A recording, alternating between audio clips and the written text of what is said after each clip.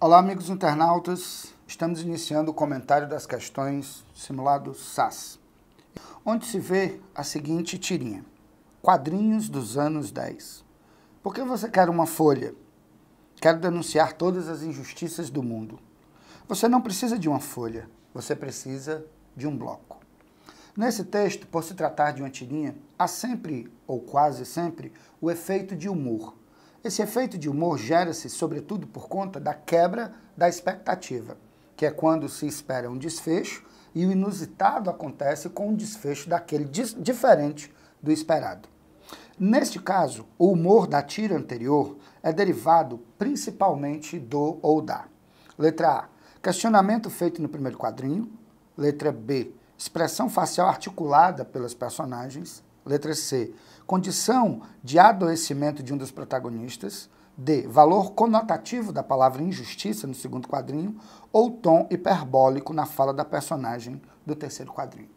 Observe que o efeito se dá por conta da quebra da expectativa, já que o interlocutor na última fala diz que para apontar os problemas do mundo serão necessárias não apenas uma folha, mas sim várias folhas reunidas em um bloco, o que produz exatamente o efeito de exagero. Esse exagero quebra a expectativa, gerando o efeito de humor. Qual a figura de linguagem, queridos internautas, que se refere à ideia de exagero? É a figura da hipérbole.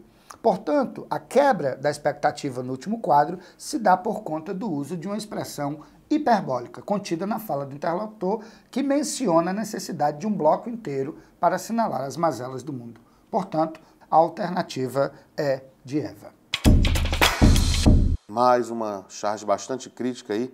Nós vemos mãos algemadas e das algemas pende uma rede onde uma pessoa descansa tranquilamente.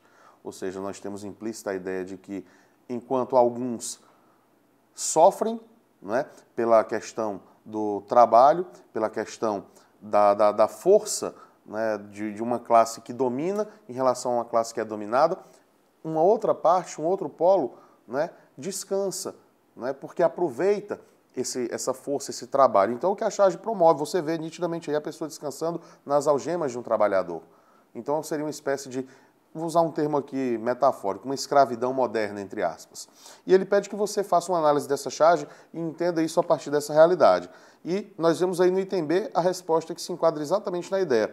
Em um conceito de dominante e dominado, no qual, as relações de poder determinam as posições sociais. Mais uma vez, relações de poder, o dominante e o dominado. As algemas do trabalhador, do escravo moderno, e a rede que pende das algemas, não é, do dominador, aquele que descansa, que não tem que ter a preocupação com o trabalho. Como checar informações na internet? Conhecer a autoria da informação ajuda a reconhecer a veracidade do seu conteúdo. Por isso, preste atenção em alguns detalhes. Quem é autor dessa informação? Pode não ser responsável pela divulgação ou compartilhamento. Seu amigo, por exemplo, pode ter repassado a notícia ou boato para você, mas isso não quer dizer que ele tenha sido o autor. A informação resulta da opinião pessoal de alguém ou é de alguma instituição específica? A origem do conteúdo é conhecida? A informação não contém erros? Qual a real data de publicação do conteúdo? Pode não ser a data em que a divulgação foi feita. Muitas vezes um boato ou lenda surge de tempos em tempos, travestida como algo recente.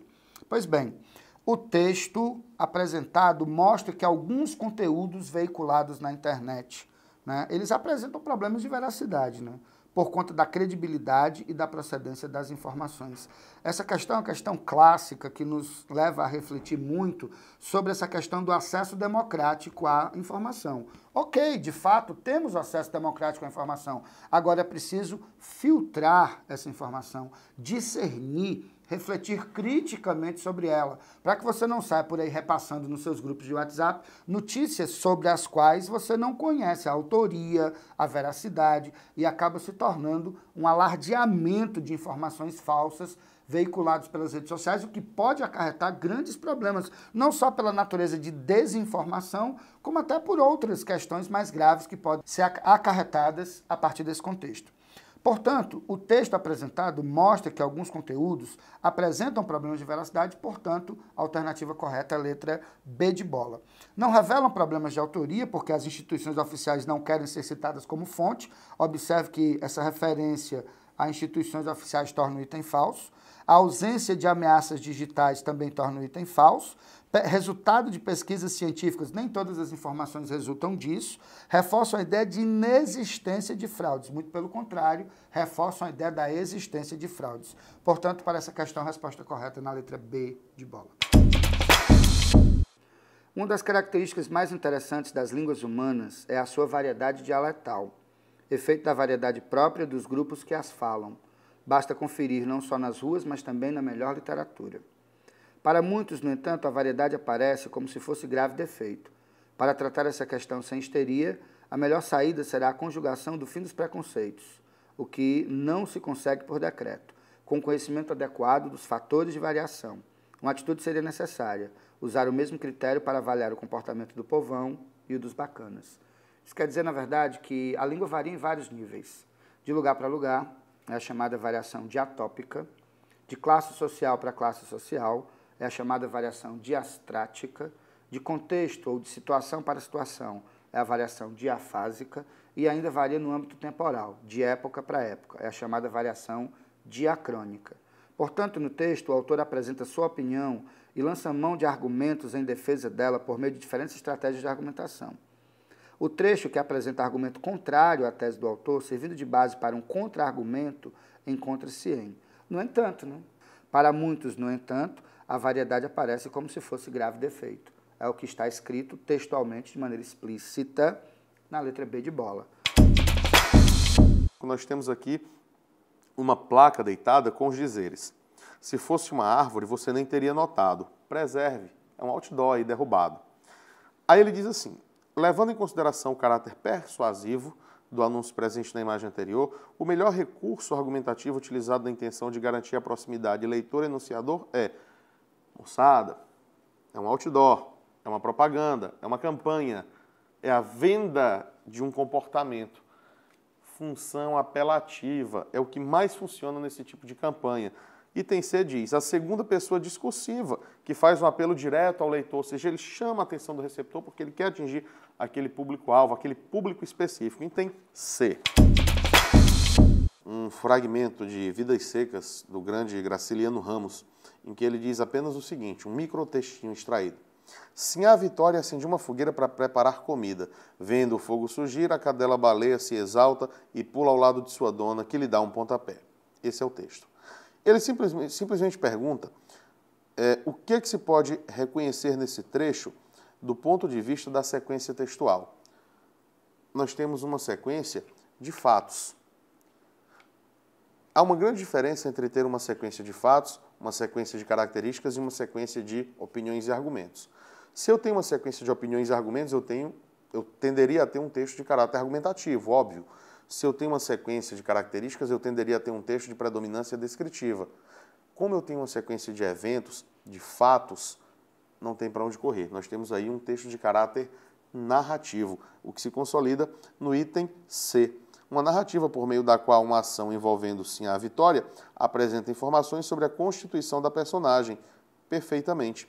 A própria realidade de pobreza, de miséria, de acender uma fogueira para preparar a comida, aquela coisa rústica do sertanejo. Ok? Item C de casa é a nossa resposta. Temos aqui uma postagem da rede social Instagram, em que se pode compartilhar fotos e vídeos. Nessa postagem há vários conectivos, sendo que então temos aqui na estrutura textual alguns conectivos destacados e qual aquele que realmente exprime a relação semântica adequada conforme as opções. Então temos aqui o se, traz a ideia de condição, pois apresenta uma hipótese sobre algo que poderia acontecer na estrutura, e você sabe que se a pessoa souber que você sabe, ou seja, nesta condição, ela vai querer saber como você soube. Então, temos aqui o se traz a ideia condicional, apresenta uma hipótese sobre algo que poderia acontecer, portanto, a resposta correta item D. Temos aqui mulheres na política, veja o percentual de deputadas e de senadoras nas câmaras de diversos países. O infográfico apresentado traz os resultados de uma pesquisa realizada em diversos países sobre a atuação das mulheres na área da política. Os resultados apresentados indicam que aqui você vai ter alguns comparativos interessantes, importantes, e é essencial que se observe efetivamente esses percentuais, analisando cada país e as suas utilizações. E nesse comparativo, é perceptível que a porcentagem de mulheres no Senado é maior no Brasil do que no Uruguai.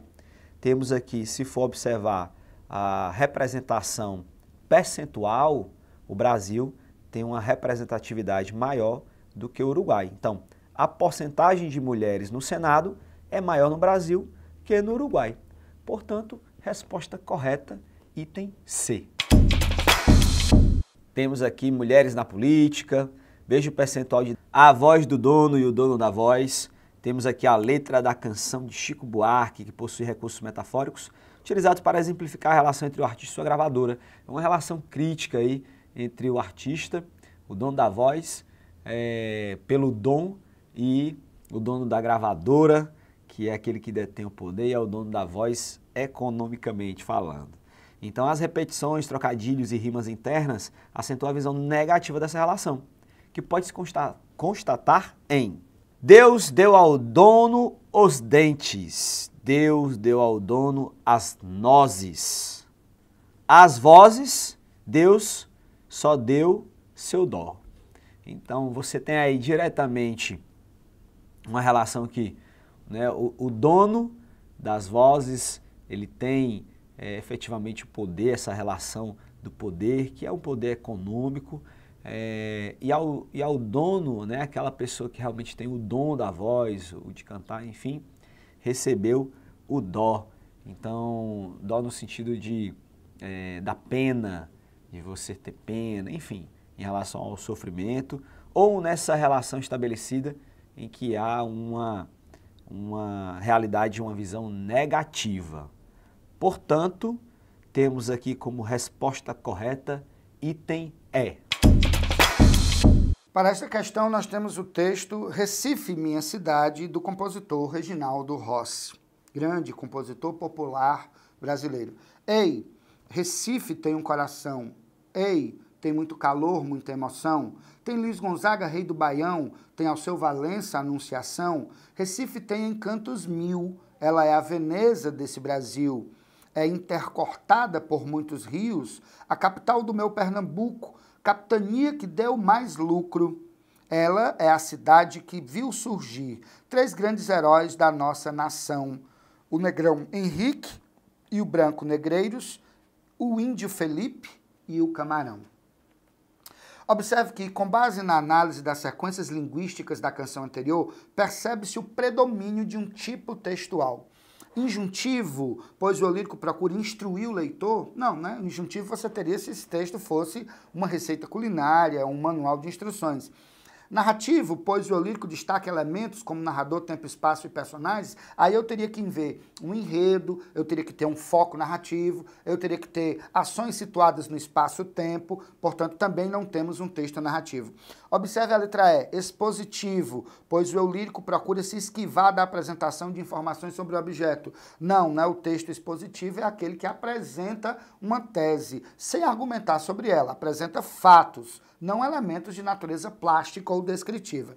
Letra D, dissertativo, pois o eu lírico apresenta como principal finalidade o distanciamento do enunciatário, exatamente esse interlocutor, esse locutário, aquele a quem se manda a mensagem, o que também não é correto. Portanto, está certa a alternativa C, que fala sobre um texto de tipologia textual descritiva, pois o eu lírico se preocupa em expor diferentes aspectos do espaço recifense. Para essa questão correta, a alternativa C. Temos aqui uma tirinha tratando sobre rede social, Facebook. No que você está pensando? O Twitter, o que está acontecendo? E o Orkut, aonde foi todo mundo, né? Então, o Orkut que já ficou ultrapassado. E aí você tem... As redes sociais permitem que os seus usuários facilmente compartilhem entre si ideias e opiniões. Então, na tirinha, Na tirinha você tem uma rede social, né, que já se acabou, né, não existe mais. Nós temos uma rede social que trata sobre o que você está pensando, que é o Facebook, então demanda um pouco mais, apesar da dinamicidade, mas o que você está pensando demanda um pouco mais de elaboração. E temos o que está acontecendo, que é a rede social do Twitter, que trata diretamente dos acontecimentos, portanto ela é mais dinâmica, mais rápida, ok? Então as redes sociais permitem que os seus usuários facilmente compartilhem entre si opiniões. Na tirinha, o Twitter é a rede social que mais se alinha à ideia de disseminação da informação em tempo real, porque tem uma atenção diretamente a tudo o que está acontecendo em tempo real. Então temos, portanto, resposta correta, item D. Questão 110, temos aqui a educação à distância possui elementos essenciais em sua concepção e forma de aplicabilidade. Um texto que trata sobre a educação à distância, o EAD, certo? As vantagens, aqui a fonte, as vantagens da educação à distância. E com o advento das novas tecnologias, a sociedade tem vivenciado mudanças de paradigmas em vários setores. Nesse sentido, a educação à distância tem proporcionado a. Em relação ao texto em especial, temos aqui o aluno passa a ser um sujeito ativo de sua formação, ou seja, um foco efetivamente na autonomia do aluno, enquanto o agente que realmente realizador aí na educação à distância, ok? Então temos a promoção então do senso de autonomia dos alunos, que tem a liberdade de hora em relação ao tempo, a hora, enfim, a toda a sua programação diária e ali ele se organiza, estuda, pesquisa, avalia, se tornando um sujeito ativo em sua formação, ok? É um dos princípios fantásticos da educação à distância, colocado aqui em especial no texto. Então temos item D, promoção do senso comum de autonomia dos alunos, é o que a educação à distância tem proporcionado. Portanto, resposta correta, item D. Caetanos e não caetanos deste Brasil tão plural concluem em uníssono. Alguma coisa está fora de ordem, fora da nova ordem mundial. O que nos cumpre, a nós servidores públicos em especial, é questionar e achar resposta. De qual ordem tudo isso está fora? Nosso olhar recai hoje sobre realidades inéditas, e até a capacidade de ver a si ao outro não é mais tão fácil. Olhos vidrados, virtuais, nem sempre virtuosos em ver o igual em sua diferença, piscam sem reter o antes visto. O trecho anterior é parte do discurso da magistrada Carmen Lúcia Antunes ao tomar posse como ministra do Supremo Tribunal Federal. A maioria das opções linguísticas da ministra neste fragmento mostra preferência pela linguagem. A. Coloquial, pois ela recorre ao cancioneiro erudito brasileiro. Absurdo. Se ela tivesse optado por uma linguagem do cancioneiro erudito, não teríamos coloquialismos, e sim uma linguagem mais rebuscada, mais refinada. B. Jurídica, pois ela faz uso de termos técnicos específicos dessa área. Também absurdo, porque ela foge do que a gente chama, entre aspas, aí, de juridiquês, essa linguagem tão técnica e específica.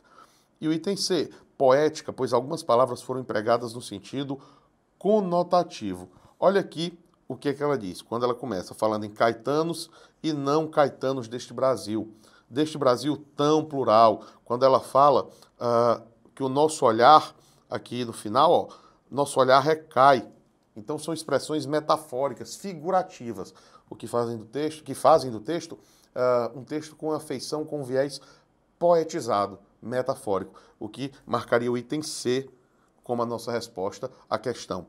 Os outros itens, item D, regional, pois há uma grande quantidade de arcaísmos, absurdo, linguagem arcaica e linguagem antiga.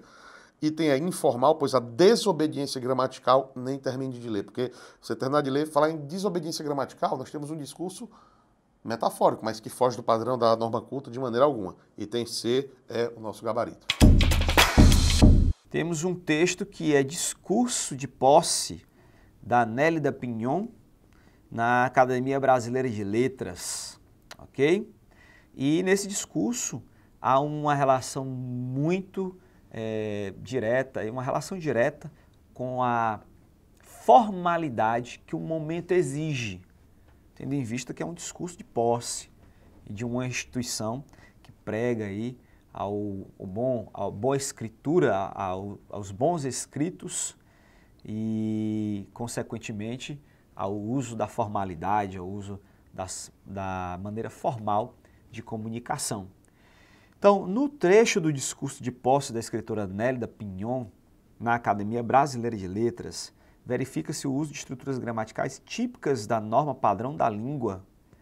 Esse uso trata diretamente ou contribui para a clareza e a organização da fala no nível de formalidade esperado para a situação. Então, temos aí a adequação, a clareza naquilo que se quer comunicar, que se deseja comunicar, e totalmente adequado à situação, aquilo que a situação exige como nível de uso da língua. Portanto, resposta correta, item B. Para essa questão, nós temos um fragmento de um dos mais belos, mais densos, mais profundos romances, não só do modernismo, mas talvez de toda a literatura brasileira. Estamos falando de São Bernardo, de Graciliano Ramos. E aqui nós temos um trecho final em que o narrador protagonista, Paulo Honório, reflete sobre a sua vida, reflete sobre a sua condição existencial, depois da perda trágica de sua esposa, depois do abandono de seus empregados, depois do início do processo de decadência da fazenda a qual ele dedicou tanto empenho para torná-la grande. O fragmento nos diz o seguinte: o que estou é velho. 50 anos pelo São Pedro, 50 anos perdidos, 50 anos gastos sem objetivo, ao maltratar-me e a maltratar os outros. O resultado é que endureci, calejei, e não é um arranhão que penetra esta casca, né? Esta casca espessa, e vem ferir cá dentro a sensibilidade embotada. 50 anos, quantas horas inúteis, consumir-se uma pessoa a vida inteira sem saber para quê. Comer e dormir como um porco, levantar-se cedo todas as manhãs e sair correndo, procurando comida, e depois guardar para os filhos, para os netos, para muitas gerações. Que estupidez, que porcaria. Não é bom vir o diabo e levar tudo? As janelas estão fechadas. Meia-noite. Nenhum rumor na casa deserta. Estraguei minha vida, estraguei estupidamente. E vou ficar aqui, às escuras, até não sei que hora. Até que, morto de fadiga, encoste a cabeça à mesa e descanse uns minutos. O romance regionalista dos anos 1930 preza pelo aspecto social e pela linguagem objetiva. Além de ter como balizadores dessa produção temas como a seca, o êxodo rural e o nordestino. Dessa forma, por meio da personagem do texto anterior, Graciliano Ramos faz o quê? Observe que essa é uma questão que nós discutimos muito em sala de aula.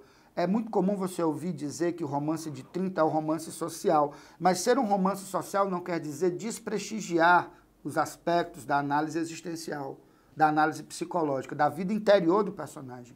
Nesse momento, por conta da rudeza social, por conta da hostilidade do meio, por conta de aspectos deterministas, Paulo Honório se revela um homem bruto, modificado, envelhecido.